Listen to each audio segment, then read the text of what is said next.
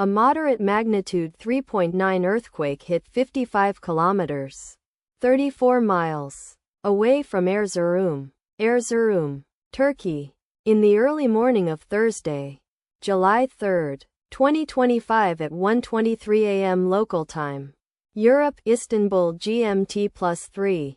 The quake had a very shallow depth of 6.9 kilometers, 4.3 miles, and was not felt, or at least not reported so. First to report, EMSC after 5 minutes.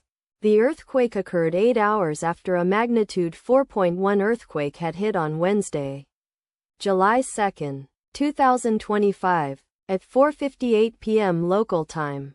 Europe, Istanbul GMT +3.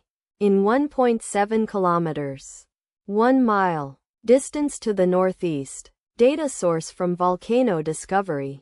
Did you feel it? Let us pray. May the earthquake that occurred not affect our brothers and sisters there. May the earthquake not happen again. And may God protect everyone. Amen.